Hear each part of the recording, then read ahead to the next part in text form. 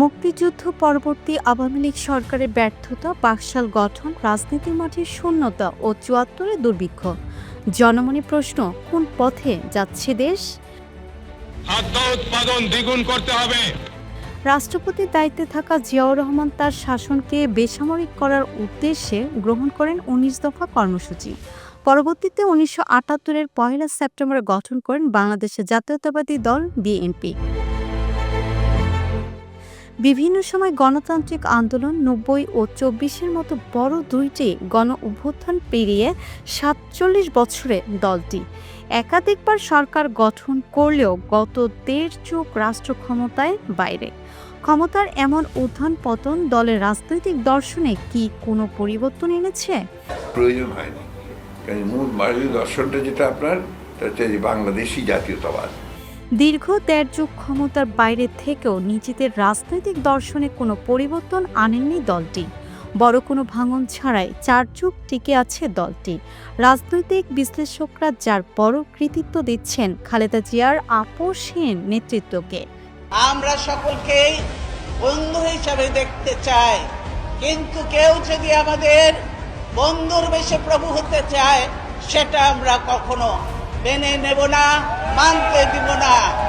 BNP মহাসচিব মির্জা ফখরুল ইসলাম আলমগীর বলেন, দলের রাজনৈতিক দর্শনে পরিবর্তন প্রয়োজন হয়নি, কারণ মূল দর্শন হলো বাংলাদেশ জাতীয়তাবাদ।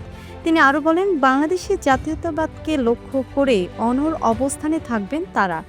বাংলাদেশি জাতীয়তাবাদকে নিয়েই যদি যা কিছু হয়েছে করা হচ্ছে, তাকে কেন্দ্র করে করা হচ্ছে। সুতরাং এইখানে ওই প্রবলেমটা অ্যারাইজ করেনি যেখানে। তবে ১.৫ যুগ সরকারে না থেকেও বড় ধরনের কোনো ভাঙন ছাড়াই টিকে আছে দলটি। বর্ষিয়ান সাংবাদিক শফিক রেহমান এই সাংগঠনিক শক্তির কৃতিত্ব দিচ্ছেন বেগম খালেদা জিয়ার আপোষহীন নেতৃত্বকে। সাংবাদিক ও রাজনৈতিক বিশ্লেষক শফিক রেহমান বলেন, পার্টিকে ক্ষমতায় রাখলে ঐক্যবদ্ধ সহজ হয়, কিন্তু বিরোধী দল হিসেবে ঐক্যবদ্ধ রাখাটা কৃতিত্বের বিষয় এবং কষ্টসাধ্য ব্যাপার। বিএনপির সাফল্য সেখানে। বিএনপিকে দুবার ভাঙার চেষ্টা করা হয়েছিল, কিন্তু সেটাও সম্ভব হয়নি।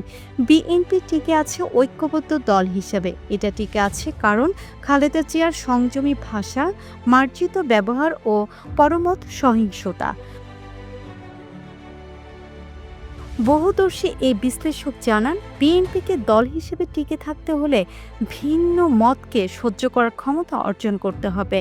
শফিক রহমান বলেন, পরমত সহিংসতা, ভিন্ন মত সহিংসতা ক্ষমা করার দৃষ্টিভঙ্গি থাকতে হবে। আপনি যদি প্রতিহিংসা পরায়ণ হন, ভিন্ন মত সহ্য না করতে পারেন, একদলীয় শাসন করেন, তাহলে কথায় শুধু বললে হবে না। যে গণতন্ত্র চায়, উন্নয়ন চায়, কেবল ক্ষমতার পালাবদল নয়। বহুদলীয় গণতন্ত্র রক্ষায় বিএনপির অঙ্গীকারী। দলটিকে নিয়ে যেতে পারে অনন্য অবস্থানে।